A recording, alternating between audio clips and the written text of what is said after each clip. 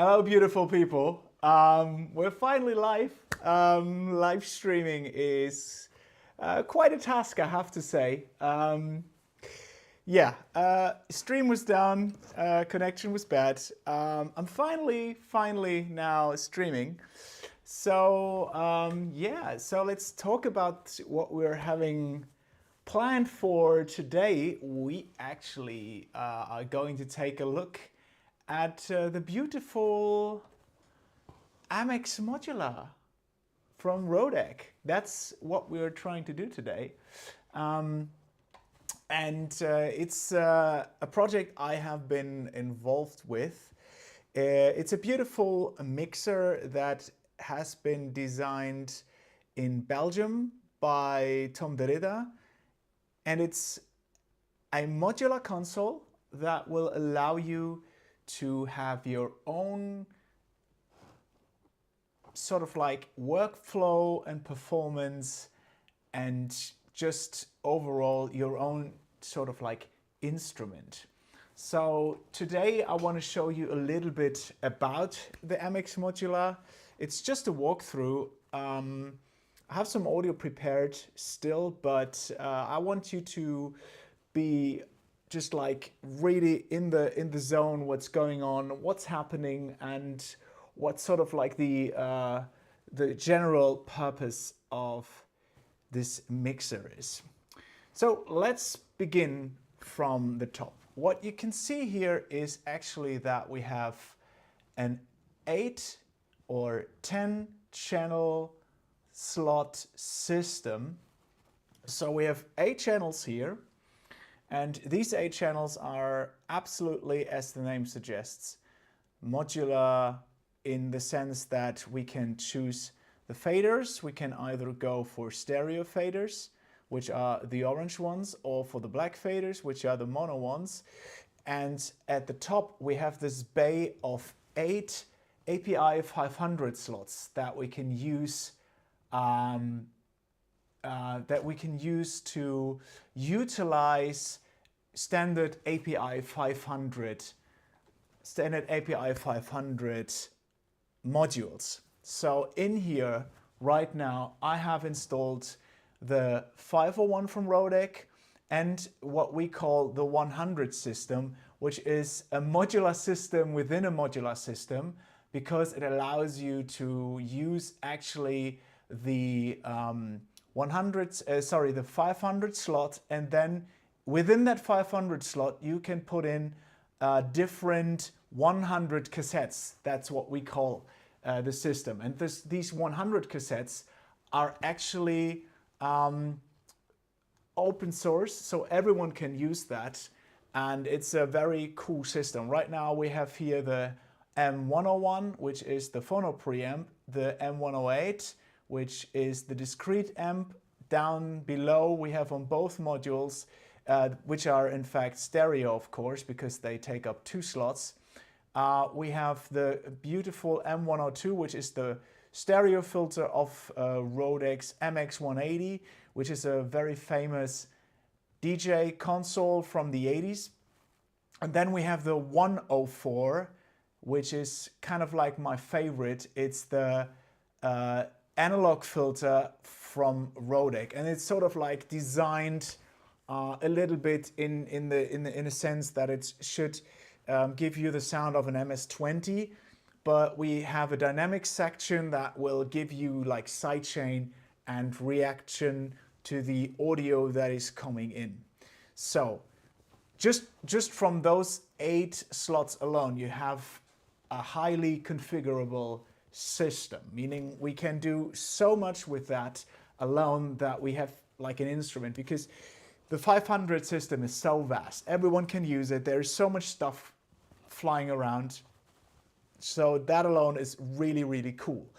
What we have on top is we have slot number 9 and 10, which we call the extra slot. And the extra slot can be used either as an insert for the bus 1 or for the master. So you can have a freely assignable 500 module on top of that. And for the facilities that we can use, it is crazy. I mean, just think about it. I can use this either as a drum bus, or I can use it for my master bus and can work from there. So this is really, really cool by that alone. It's insane what kind of like flexibility we actually have here. So it's super, super cool. By the way, guys, this is just a walkthrough. We will have a lot more stuff going on in the future. I just wanted to let you know that I will do every Friday a live stream, and any questions that you have regarding the MX Modular, please write them in the chat. And I see that Leon already wrote something, so thank you so much, Leon. Highly appreciate it. The MX Modular is out since January. We announced it at NAMM, and it's just still in the building process. We cannot build enough right now, so I want to do more live streams. I will do live streams also with Tom together about the MX Modular. So this is just a general stream, and for people that want to go in and come by and say hello and just want to ask questions, that's the time to do it. But we will have many more streams about the MX Modular. So we have the classic 500 slot, and you can use any 500 module. It's important for me to highlight that, because people sometimes think just because we have this filled up with Rodec modules, that means we only have classic a limitation, sort of like where you can just use Rodec stuff. This is not true. That's why I have here on slot number 9 and 10, I have the character from Illusia, and that is a beautiful, beautiful drive saturation unit, and it's classic 500. All right, so now that we have that in place, I want to show you a little bit more about the overall complexity of that mixer. So what we have also, what I want to highlight is that we have a lot of different applications available. So let's go back to the top. What you can see here is that I activated USB on all these channels, and that means that we can actually use the sound card of the MX Modular, and that is the most interesting thing about this. Aside from being an absolutely modular mixer, it also has a sound card. So we have an 18 input and 18 output sound card that can access all the inputs, all the outputs. We have, in fact, you can even record the auxiliaries, which I will come to, and the master output and the inserts and the groups separately, which you can switch. So for you guys, that means a lot of flexibility. So down below the 500 modules, which we can obviously also bypass. So we can bypass every of those slots and still have access to the faders down below. We also have inserts. So on top of that, on top of the already existing insert, which is the 500 module, we also have additional inserts on top of that, which are accessible on the back via the D-sub connector. Then we have the on-off switches, and the on-off switches, so the inserts are here. I think I selected the wrong camera, sorry. We have the insert slots here, which we can activate or deactivate, right? And then we have the performance aspect of the MX Modular. We have on-off switches, we have solo buttons, we have the pan or the balance, depending on the channel that you're using. So if it's a mono fader, of course, then it's a pan pot, and if you have a stereo fader, it's a balance pot. Then we have the two auxiliaries, which are stereo. So two auxiliaries which are stereo, and these stereo auxiliaries are also balanced. So we have a balanced design through and through, which is super, super cool. Then we have the fader, of course, which you can hear hopefully. Yeah, so that's the kick drum. I've put down the effects. So this is the kick drum. And then at the, last we have, I hope you can see that, we have the X through and Y section, which gives us access to the crossfader. So we have a crossfader, X and Y.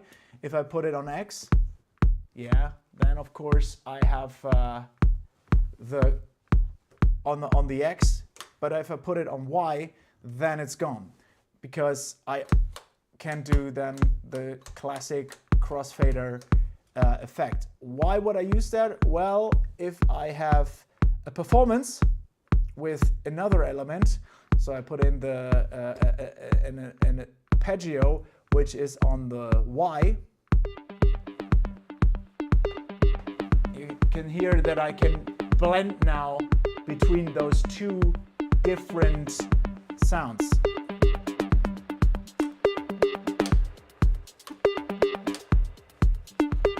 And everything in between.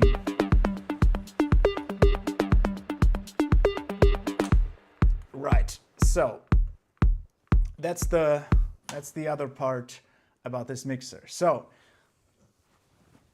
500 slots, inserts, performance section. All these are click-free VCAs. So let me show you that. No clicks. Because we have, in fact, a VCA in there. So that means no clicks. Normally, what you would have is you would have a clicking sound if you would go through that. So this is not the case with that mixer. That's really, really cool. Guys, I think I need to change the camera a little bit, because I think it's too dark for what I wanted to do. Let me just quickly set the camera straight.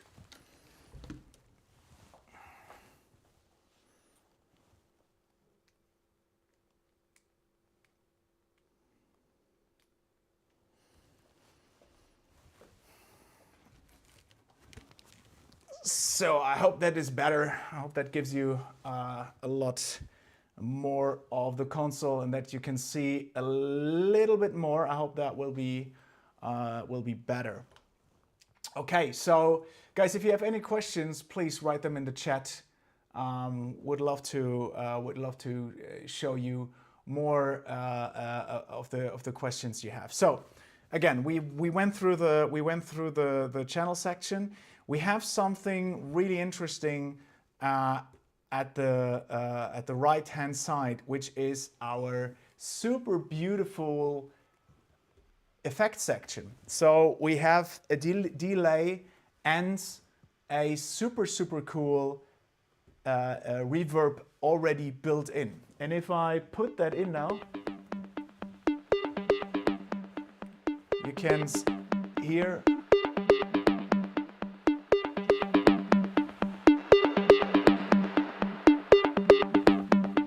So I have let's start with the delay.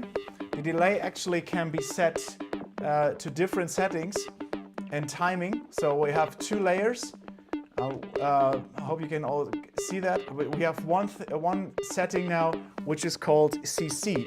And if you have your Rodec connected to your computer audio DAW and activated the MIDI settings, then you can actually set the tempo of the effects to the DAW tempo. So now it is running in synchronization to the overall DAW tempo. So let me play around with the settings a little bit so you can get a better grasp of the delay.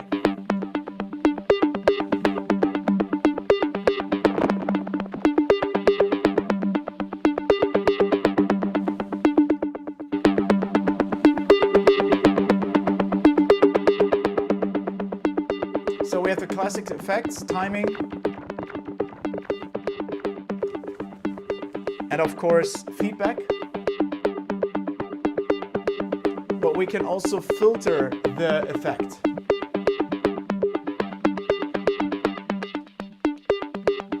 So from classic effects such as like tape machines where you could do like treble and bass cuts. You can do the same thing here.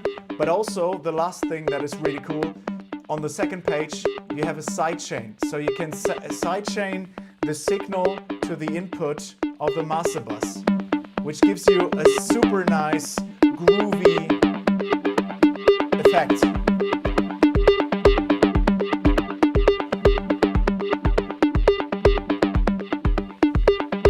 And if you combine that now with the filter, you're actually in music territory.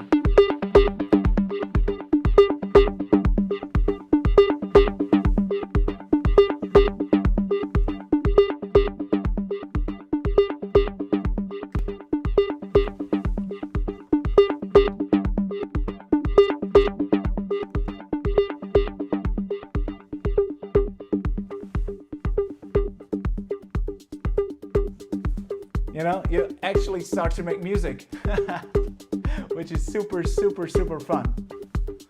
So you already start to get like a feeling.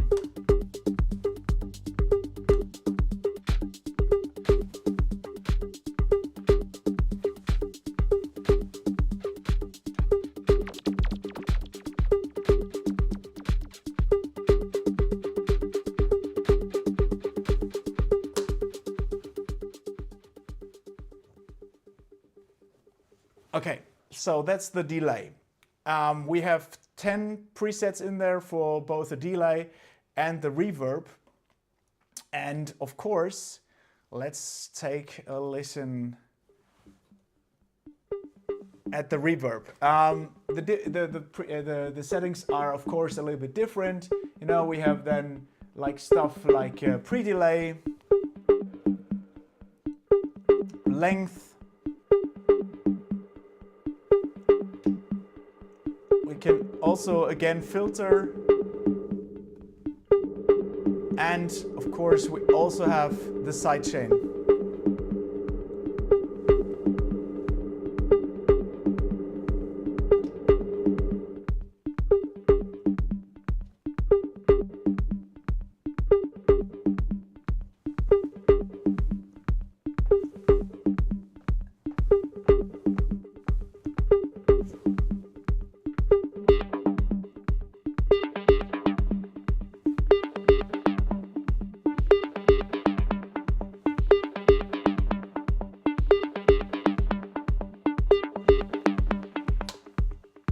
Yeah, super, super fun.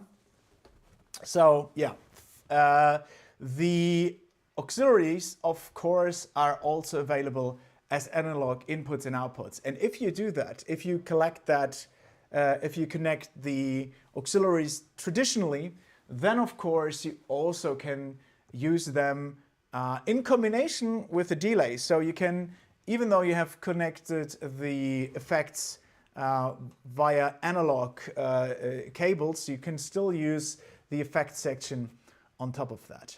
All right, down below we have additional 16 inputs.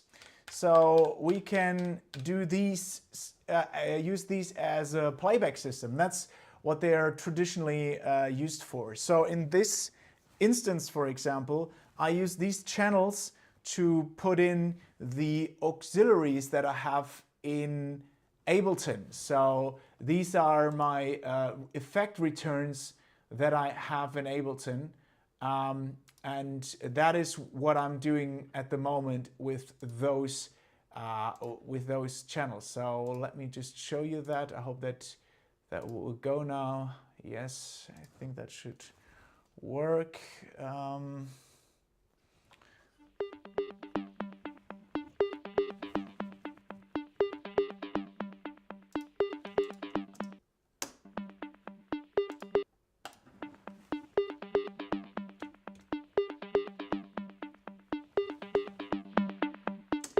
I think I have to restart the session. Sorry, guys. We'll have to go back to Ableton. So Ableton is not very good when it comes to initializing the sound cards. I had to, so Ableton forgot about the other channels, which is something that is happening a lot with many interfaces. In Ableton, sadly. Here we have the sounds. So I have different effects returns, which I use in combination with the other effects. So if I combine them now,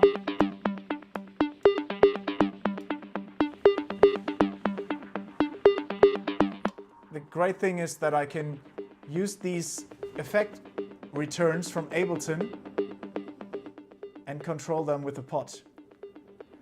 I can also use them to record the send and returns from here, and this gives me a lot of flexibility. I can create these really vast worlds.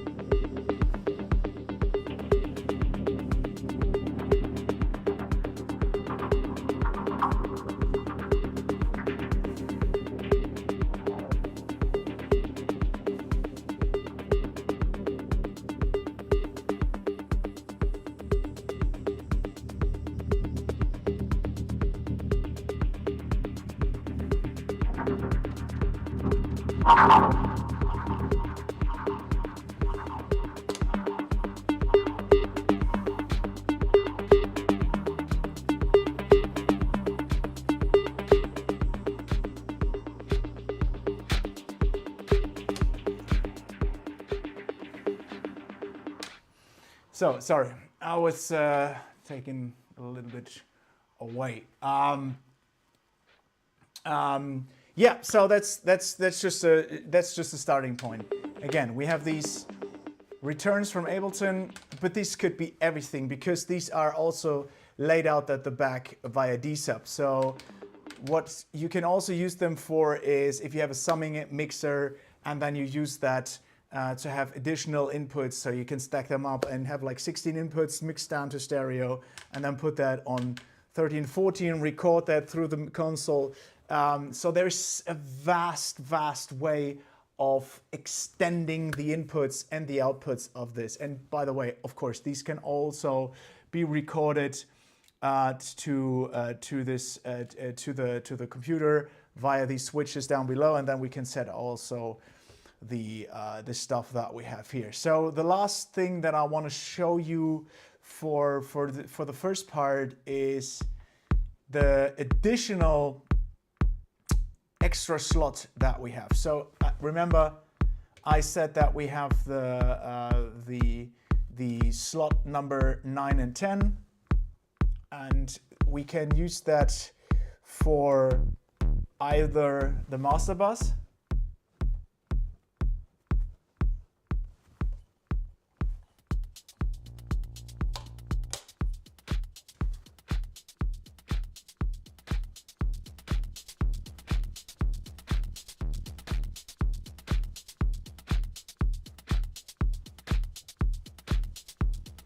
and make it a little bit more aggressive. Come on.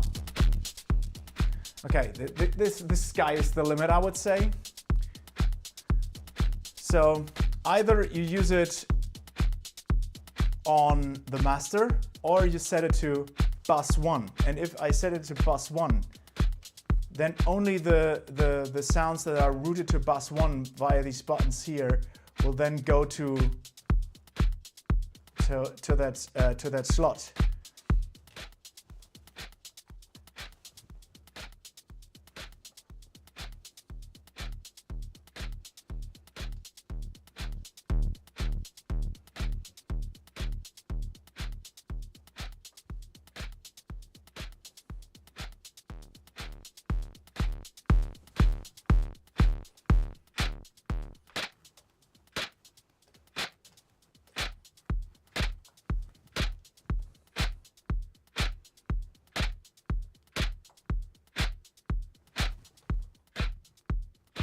So you can create these like super nice effects. Yeah. Love it. Okay, these are the first things. So just from that alone, you know, just from the fact that we have so many cool things that we can utilize all at once, it's insane how flexible the overall console is.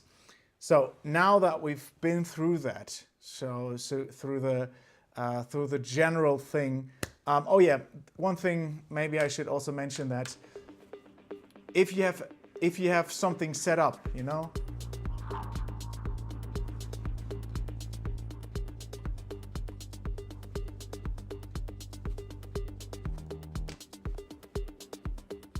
and I just want to have that as a performance, I can save that in these banks here. So I've saved that now. Let's create another one.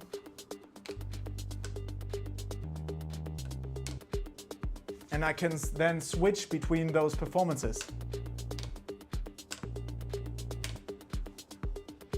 Super, super cool. And if I want to save that and override it, then I do it that way.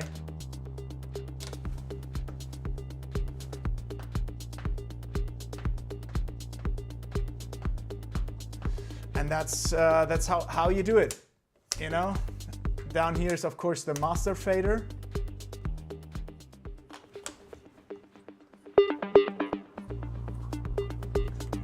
Okay.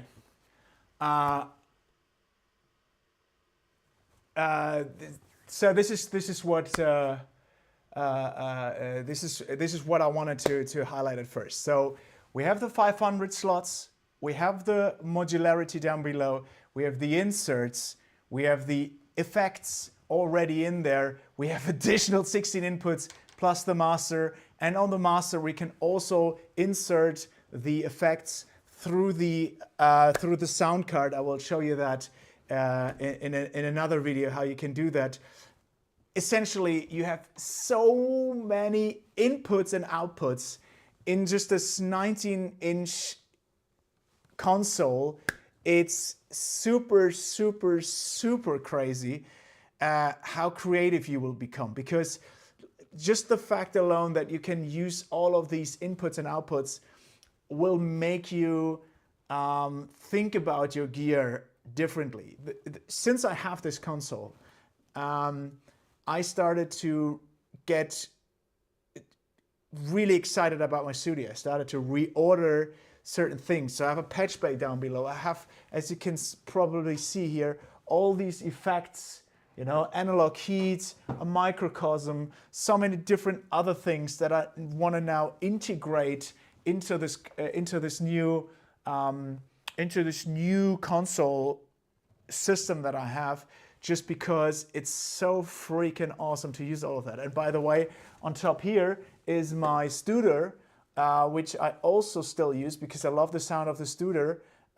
8 channels of that, which are going via the output, the main output of the Studer, into the external. Yes, there's also an external input of the Rodec, so I can then use the direct outs of both of these consoles, go into my RME sound card with 16 channels, and just that alone, it's crazy what you have. It's insane. This is so much flexibility.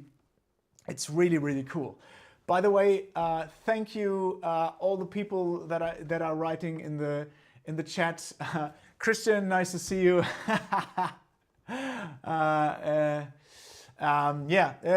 The fresh tunes are written on the Rodec. I just did it for this console. Mossimos, yeah, thank you so much for being in the chat right now. I think it's super, super cool that you're all here. I know around the world, the time zones, it's a problem. So yeah, I think this is a very accessible console. You're absolutely right. This is one of the most accessible consoles on the market for sure. It's just the fact alone, we use this K&M stand. It's the 400 2020, which costs like 200 euros or 240 euros. Then you have a stand and then you can put it in there. By the way, this comes as these rack ears are not included standard. Normally you have a freestanding MX Modular, but because I have so much problem with the space in my studio, I use the console in this specific designed enclosure for racks, and that was a lot of work to get it right. So we had to do some extra stuff to do that in the right fashion. So thanks for the patience, and I think Tom was absolutely right. So if you have some questions, write them down, because I would love to go now a little bit into the channels and the modules that I have. And if you have now another question, please feel free to write them, because I would love to answer all of your questions that you have. All right, so let's talk a little bit about sound quality. Sound quality was absolutely paramount when it came to the Rodec, because Tom, when he started to think about the MX Modular, he was frustrated with mixers in the first place. Most of them weren't giving him that mid-range kind of sound that he was looking for. Especially like the modern ones, they all have this like boominess, and there's just a lot of treble and there's a lot of bass, but the mid-range is always lacking. The mid-range is never really good. So Tom was fascinated by records of the 70s and the 80s, and he said like, okay, I want the mid-range to pop out. The mid-range is where the music is, the mid-range is where the magic is, and I want to have that in the MX Modular and in Rodec products generally. So if you go for other Rodec products, such as the bunk or all the modules, you will have this magic kind of mid-range. And in order to achieve that mid-range, Rodec developed custom discrete op amps. So instead of like going for off-the-shelf op amps, Rodec built two of very customized ones. There is a modern discrete op amp and a vintage one. And you can guess the modern one is a little bit more cleaner, but the vintage one gives you more mojo once you start to drive it.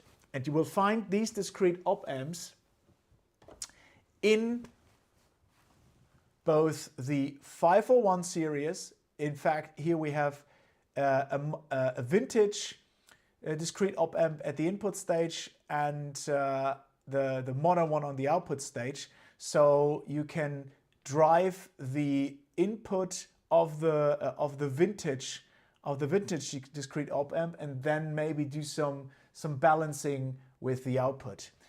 Next to that, we have also the M101 and the M108, and the M108 also, just as the 501 has also the discrete op amp in there. But the mojo for me is clearly with the beautiful M501, and I want to show you that now.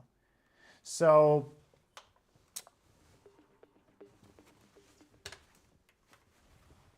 I have this kick drum here, and I think with a kick drum it can explain that very beautifully. So the kick drum, as you can hear, is already super nice. So let me take out the EQ and just let me explain what we have here. We have an input and we have an output, and we can drive the input, make it more. I go down a little bit with the output. No, make it already here. So we can drive the input stage, and you can hear how we can create these overtones. I can go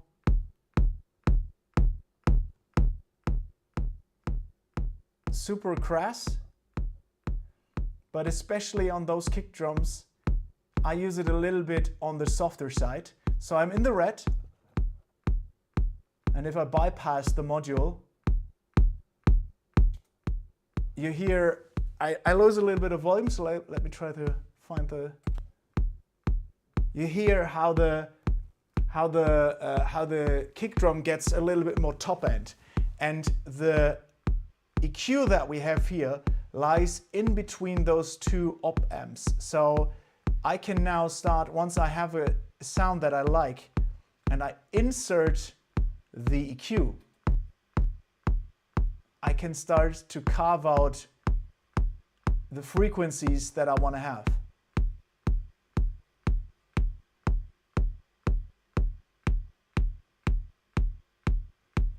And this is already, so it's a very clean, but at the same time, super grabby EQ. And yes, the overdrive may not be as exciting on this one, but I have another sound where this overdrive gets really musical.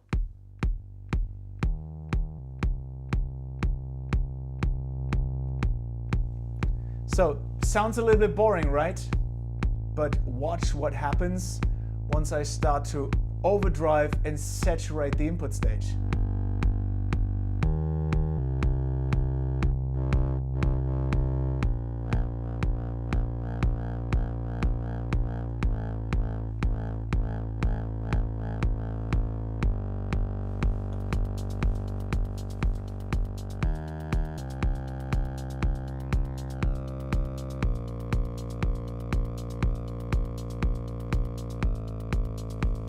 I can make the module sing.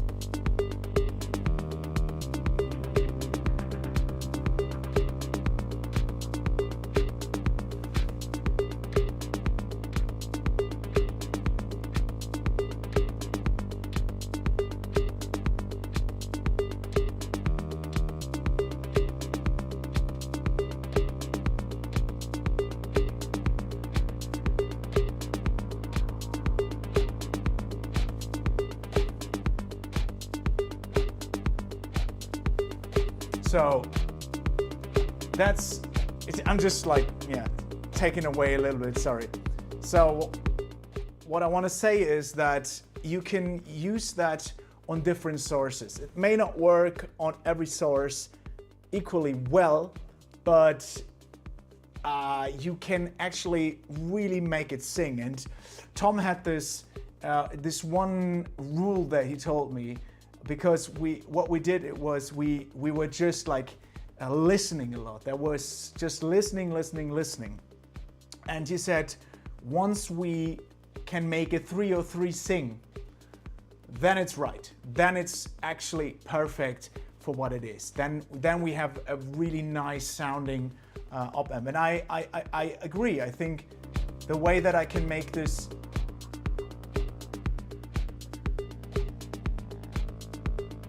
sing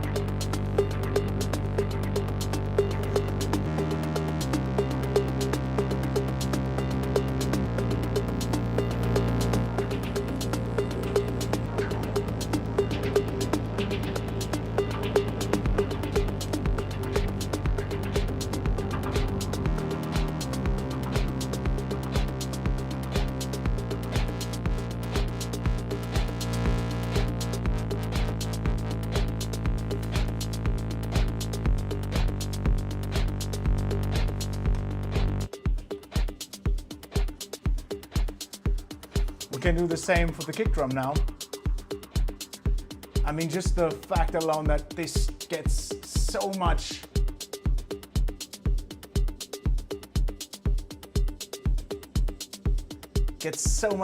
nice low end from the MX Modular. And I, by the way, know this EQ very, very well because I used it for years. I had a MX Modular for so many years.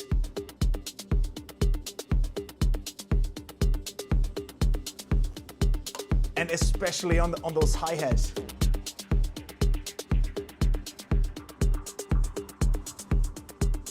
I mean, just listen to the sound without the 501.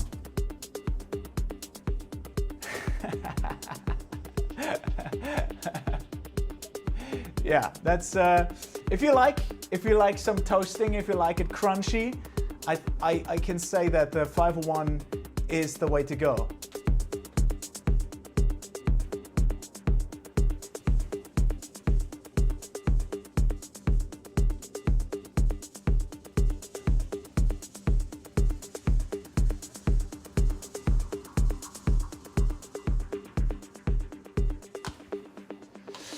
And just think about it. We can do all of that whilst having also inserts. So just imagine what I could do. I could come up with one of my favorite effects and modules and use the inserts on top. So for example, I'm a sucker for Moogerfuges. I love the Moogerfuges, and I actually, for the first time in my life, bought a Moogerfuger because I wanted to use it on the inserts.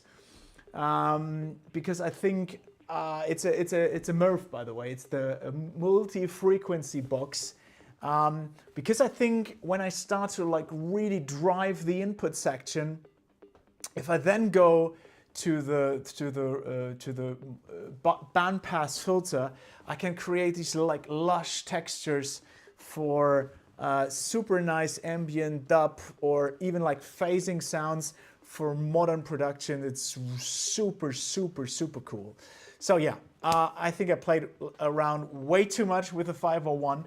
I love it, it's just so much. And remember, this is a normal 500 module that everyone can use. So you can use it for your productions as well. I think it's just super, super, super, super awesome. So let me go now a little bit also through the beautiful section that we have on the 100 module, and maybe I also play around with some other sounds. But right now I just have this one here, this arpeggio sound that I've created. So that's the arpeggio sound, and it's going through the M101, which is, by the way, the phono preamp that we have. So we have the phono preamp that can drive a turntable, but it also works really good on the standard line levels because we configured it that way. So we have again the super nice. Let me just put out this. We also have the super nice M102 classic filter from EQ from the MX180. Super nice sound.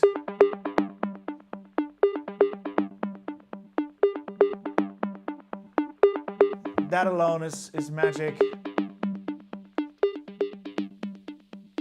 It has that super nice tone that I just adore. Very grabby, very accessible, very easy to use. And down below there is the M104. So the M104 is a analog filter, stereo filter, that can be blended between the high pass and a low pass filter. And then we have in the middle the frequency. So I set it now to low pass, and of course if I go now to the left with the frequency knob, that means that I'm cutting and shutting down the low pass filter. Is there something better than an analog filter? That sounds just lovely. Next to that we have a resonance, and we all know what a resonance is doing, right?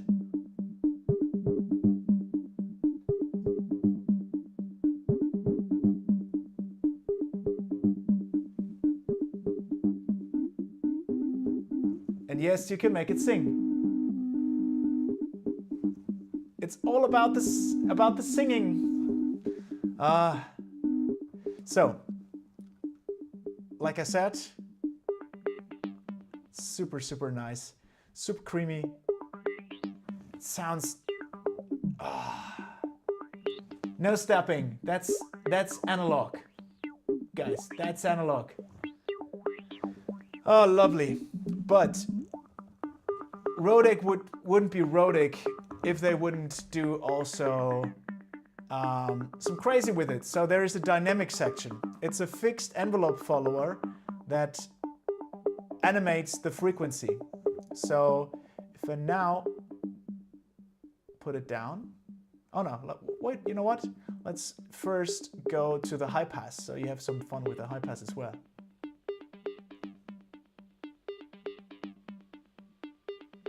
Yeah.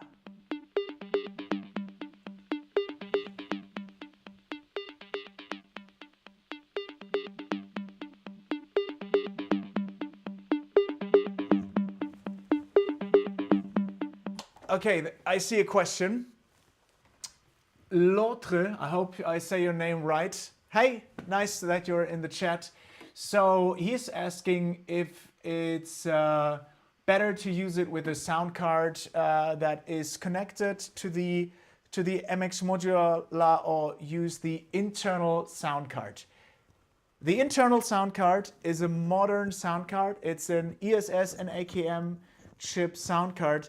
Many sound cards are built with these ADC and DAC chips, so quality-wise, there is no downside. The plus of the sound card is, however, no cabling is required. Everything is already set up and built into the mixer. So go with the sound card. The sound card sounds amazing, and the sound quality of the mixer is I mean, there's no way for you to upgrade this sound card. There's just not much to upgrade at this point. In 50 years, if we have 3D spatial audio, 300 million bits of resolution, you can still use the analog, because everything is laid out perfectly, analog and digital at the same time. And this is something I really want to stress out. Normally what you find with these modern mixers now is that they have all these sound cards in there, but the analog path is then gone. You know, you're forced forever with the chips and the signal path that is in there. But the Rodec is set out so that you can use it in a parallel fashion. What I do with the Rodec MX Modular, and I go back to that, is because the MX Modular sound card is class compliant, you can use it with a Machine Plus, for example, or with one of the Teenage Engineering machines, because these are in fact, wait, I hope you can see that, these are in fact class compliant, so you can drive these channels straight from those machines into the Rodec and have fun with that. And that's the big plus of that. You can use it with your computer and your iPad and everything in between. And I just use the RME sound card in a situation down below here because I also still have the Studer. So the Studer is also capable of direct outs. So I use the 8 direct outs from the console plus the 8 direct outs from the Studer, giving me a 16-channel massive mega setup. So, but I will also need then some additional channels if I want to record the auxiliaries. So you can see there is some like mixture between the workflows. So just to give you a short answer after a very long answer, no, the sound card is perfectly fine. It's class compliant. Use it with your iPad or with any other device that is class compliant or compatible with that, and you're good to go. And I think that's also a very good value proposition. You can start out with the MX Modular, and it's a friend that goes the long distance with you because everything is essentially already there. No additional sound card needed, no cables, nor anything. Okay, if you want to go straight to your subwoofer or to your speakers, then yes, you will need 2 cables. But rest assured, this is already really good. One thing I wanted to mention also is that the sound card is really hot. And that is because the sound card is built for every situation. Because there are, so for example, with the M501, you need to activate the pads because otherwise you will start to clip really easily. The idea is because we have a 500 slot, the possibility of having a 500 module that doesn't have an input trim or a gain or an output gain trim or whatever is relatively high. So we need to be able to send out 24 dBu or 20 dBu in order to drive every module sufficiently. That's why we have with the input, with a dual input, with a dual trim, with the input and the output trim of the 501, we can get into hot territory really easily. Oh, and Mossy, exactly. The other thing that you can use it for, of course, is the Akai MPC Live series.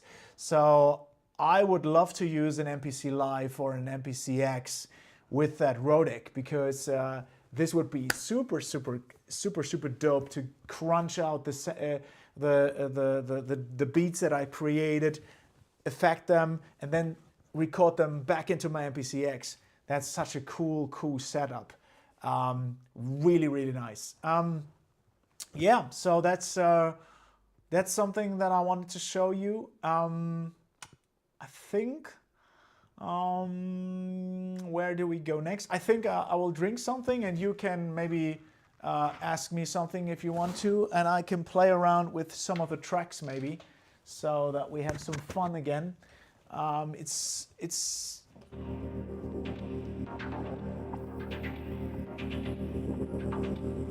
Yeah, maybe let's. Oh yeah, that's what I wanted to show you. So we have, remember, we have the analog filter, right? So we have a dynamic section, and that dynamic section means based on the input signal we can control with the gain, we can actually start to modulate the cutoff frequency of the filter. So if I go now to a frequency to 0, and low pass means the filter's almost closed, and if I now start to use the dynamic,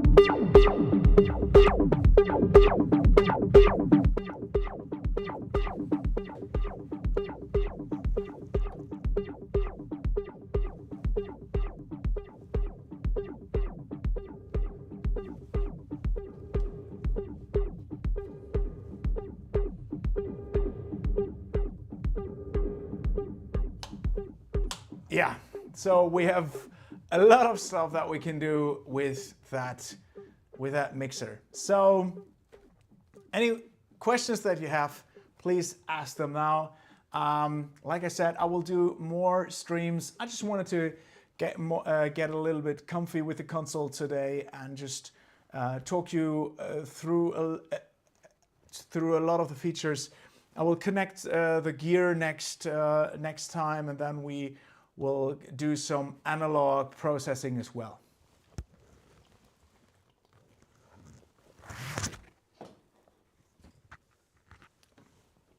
All right, so maybe we take a closer look again at the M108, but I'm not so happy with that sound that I have there.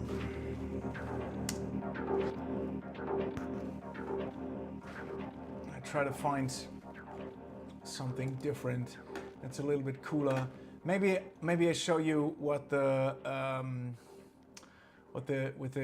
sound is capable of, what the filter is capable of with another drum beat. So maybe we find a cool drum beat that I can use in order to show you some features. So I go into my beats. Let's see what I have here. What do we have here?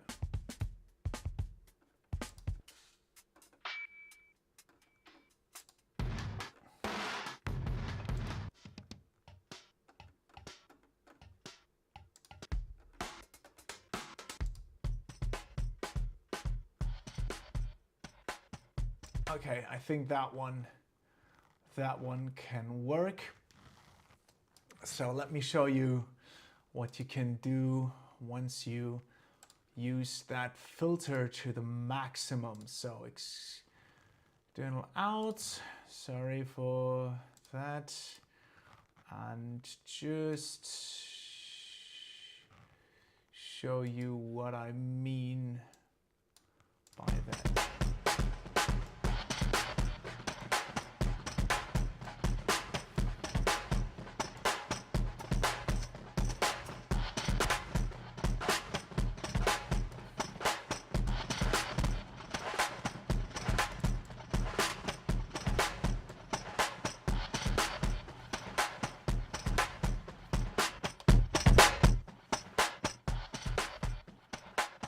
So we have this drum beat now, and we can use that, we can use those really nice drums now, and let's start to crank up a little bit of the M108.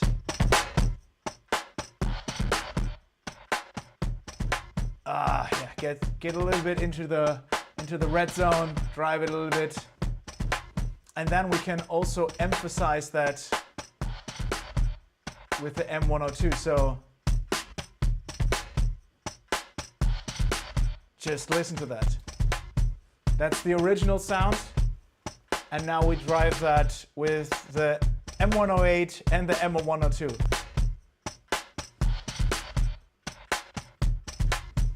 Already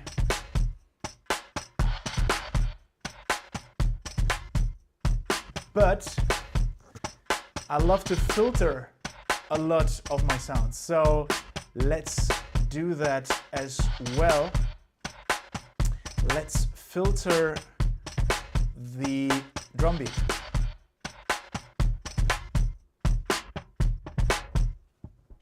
So that's just with the low pass closed. And now I start to bring in some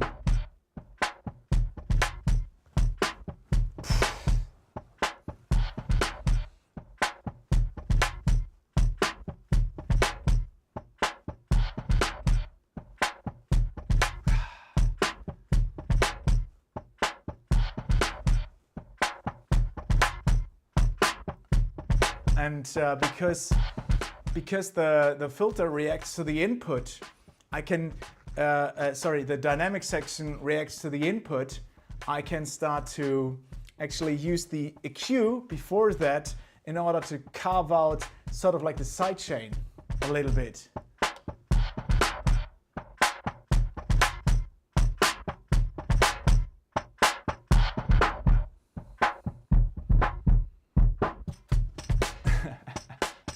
That's without.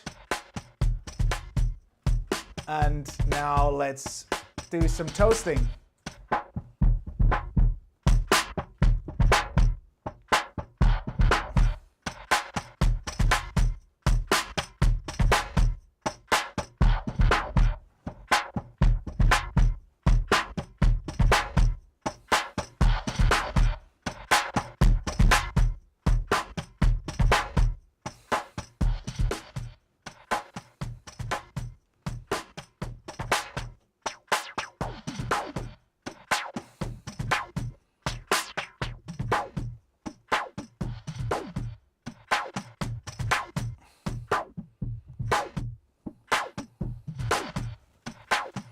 Maybe we find some stuff on top. So that's super dope already. This is so much fun. This is so much fun because it always gives me like this super nice filter house effect. Okay, let's try something out. Maybe I send some Rhodes samples to the same section and then we filter it and we come up with something cool. Okay, let's do this.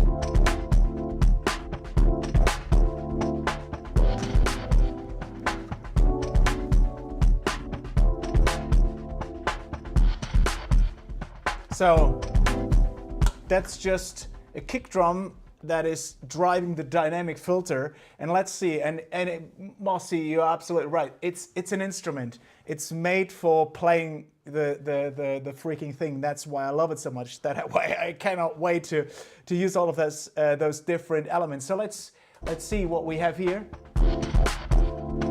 and bypass the whole thing.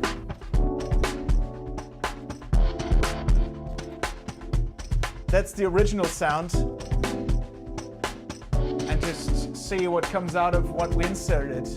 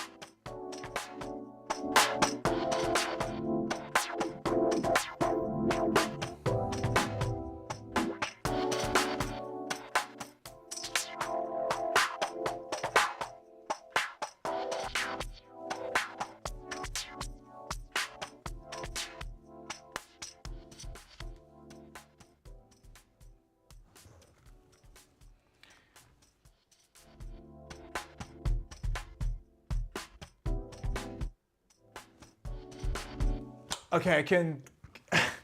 Sorry, guys. I was drifting away. Yeah,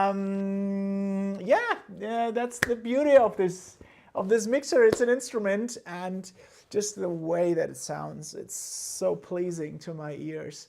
It has those grabby mids. I can push it. I can make it sing. I can start to get excited about it. And there's nothing wrong about a DAW. There's nothing wrong about a DAW, but I never get the same feeling when I use an auto filter or anything like that. You know, the fun part, the mistakes, you know, these little happy accidents that will happen. That's just something that I have with this mixer. And I come from a dub background, and I look up to those guys like Leo Perry and Major Lazer and all these guys that came after it. Dub music is very important to me. Dub techno, like Basic Channel, and all these guys, they were using They were using their mixer to the absolute maximum. Oh, I see Mossy has the same idea. Yeah, we will definitely have to talk to some dub guys, to some reggae guys. They will love it. They will absolutely love this console. So yeah, it's absolutely brilliant. I love it. So is there anything else you would like to see? Because otherwise I will just start to play around with it again, which is cool. I would love to do that. But if you have any questions or I should highlight something, then please do that. I will be happy to do that. I will see if I can find some other things that I can use in combination with this beautiful machine.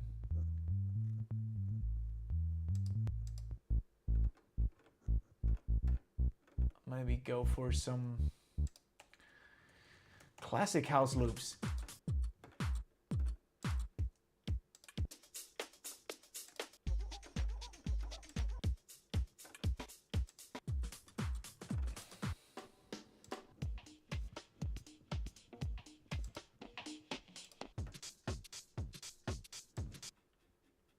That's also super cool.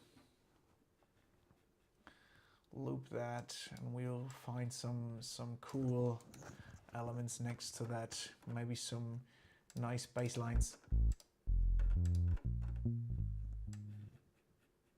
Let's see what comes out of here.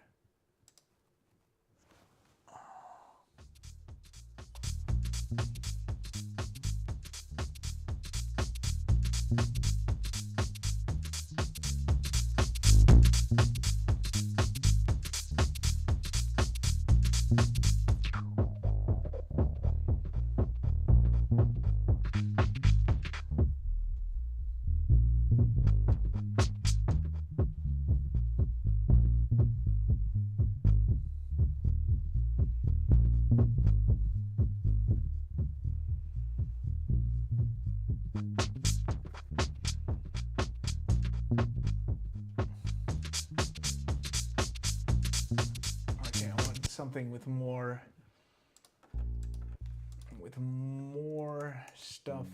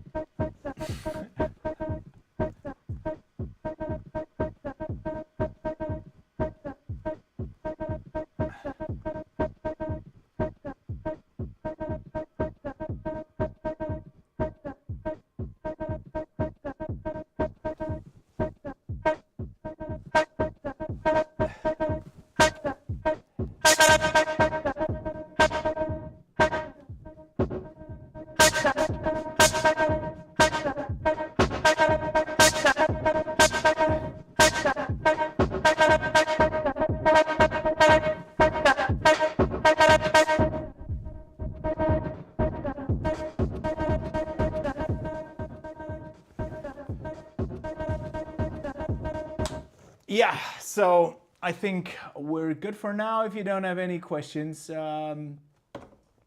yeah, so yeah, so that's the beauty of this machine. So yes, you're absolutely right. I'm using Ableton mainly. I'm an Ableton guy. Love Ableton to death. Use it quite a lot, and it's now a second layer that I use with the Rodec. So instead of like having those like really long, never-ending 8-bar loops, I start to create music with the Rodec. So I maybe have some parts already done, and then I go into the Rodec and play around with filter settings, and just those little elements alone made so much fun that I was like, okay, if I put now inserts on top of that, other effects on the auxes, and just extend my setup, then I'm just like, okay, this becomes my go-to for everything. So I was more inspired by using the console than ever before. So that's where I think the beauty of a good, well, music-oriented gear comes into play. If you have something that feels like it's a second arm or leg, and it's like an extension to your body, you start to really like get inspired by the whole workflow. So that's what I did with it. So yeah, I think if you don't have any questions, I think we're done for now. I will wait another 5 minutes. If there's anything you would like to know, then please write it down and give me a heads up. But I think that was a decent start, apart from me not having enough bandwidth at the beginning, and then I had to put the stream down up and down again. But now it's working. So, is there anything you would like to know, people? Then please just just ask them.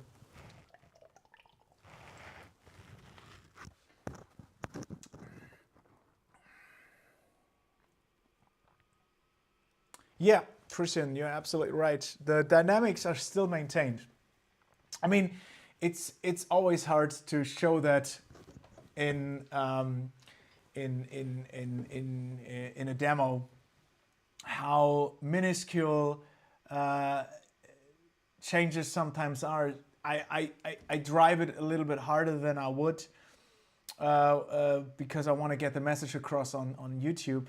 But generally speaking, it's really cool that you still maintain dynamics once you're in the red area. That's super cool, and I think that's where you lose a lot of the stuff in the digital realm, because it's always the uncontrollable areas where you start to push input and output stages where digital still is not there. Which is fine. I'm not against digital, quite the contrary. But I realized that in my last stream, when I was like doing dub techno, and the chords were cutting through, the Moog was cutting through, and everything was like really pumping from the elements. And I started to compress that with a normal digital compressor. It never worked. It never had this like grabbiness of an analog compressor whilst maintaining still the dynamic. It always felt like I was reaching a ceiling with digital. In the analog world, however, it's like you have another 5 or 10% where you can go into and really start to soft clip before you completely go out of control, or you really start to clip. So that's super strange that it is like that. So yeah, I mean, we have the beauty now that we can still work with analog gear in a modern age, and now analog is back with modern technologies, but with a sound of the best era in the world. I think that was definitely the 80s and the 70s and the 90s. They had absolutely brilliant gear, brilliant hardware, and it was just made for professionals by professionals. And yeah, it was a good time. It was a good time, and I think we're now back to that.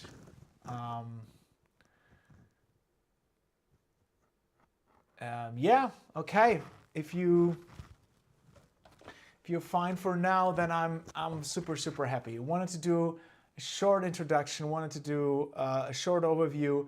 I will do more. I will also release a video soon with individual demos of the 501. Do some more stuff with that, and then we will, yeah, get the message across. I mean, you don't have to go big at first. Get the modules. Have fun with the modules. If you have a crane bone, for example, or you have a standard Rupert Neve enclosure like I do, it's just there to be played and to be made, and then you can go with the MX Modular in the long run. I think it's super cool. We have some great stuff that we will have at a super booth, for example. Come over at super booth, talk with us there. We will release a lot of stuff. Tom is dedicated. Tom is really motivated now to bring Rodec to the people, because it's time for analog to be back, right? Mossy says it. Yeah, analog is back. Let's put that on a t-shirt for sure. All right, people, I'm so glad, I'm so thankful for everyone that joined. I thought I would be here alone and people would watch it afterwards, but it's so cool that so many people joined the conversation. Thank you so much. And yeah, maybe I will do a little jam with the tracks that I have already, and then I stop at some point so you can still enjoy a little bit of the beauty of the MX Modular. What do you think about that? So we have everything here, we have all the tracks running, so let's have some fun, shall we?